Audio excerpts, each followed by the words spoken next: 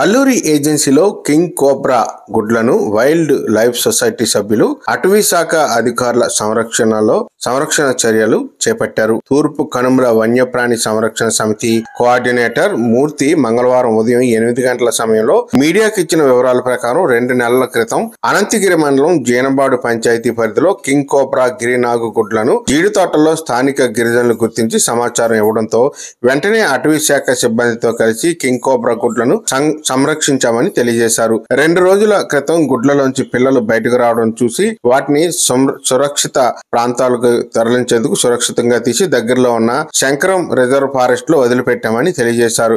King కోబ్రాకు చెందిన ఆడపాము గుడ్లను పెట్టి చుట్టూ ఒక గూడు కట్టి ఆ గూడుపై పడుకుని దాన్ని కాపాడుతుందని, తద్వారా గూడు వదిలి తర్వాత పాము వదిలి వెళ్లిపోతుందని తెలియజేశారు. ఈ పిల్లలు పెద్దవై గిరిజన గ్రామాల్లోకి వస్తుండటంతో పలుమార్లు మా రెస్క్యూ టీం వెళ్లి గిరినాగులను అడవిలో వదిలిపెడుతున్నామని తెలియజేశారు. అయితే ఈసారి ముందుగా సమాచారం అందడంతో మొట్టమొదటిసారిగా వాటిని సంరక్షించి రిజర్వ్ ఫారెస్ట్ ఏరియాలో వదిలిపెడుతున్నామని తెలియజేశారు. కింగ్ కోబ్రా జాతి అంతరించిపోతోందని, వీటిని సంరక్షించాల్సిన బాధ్యత అందరిపై ఉందని వన్యప్రాణి సంరక్షణ సమితి కోఆర్డినేటర్ మూర్తి తెలియజేశారు. ఈ కార్యక్రమంలో జీనబాడు రేంజ్ అటవీ శాఖ అధికారులు, సిబ్బంది తదితరులు పాల్గొన్నారు.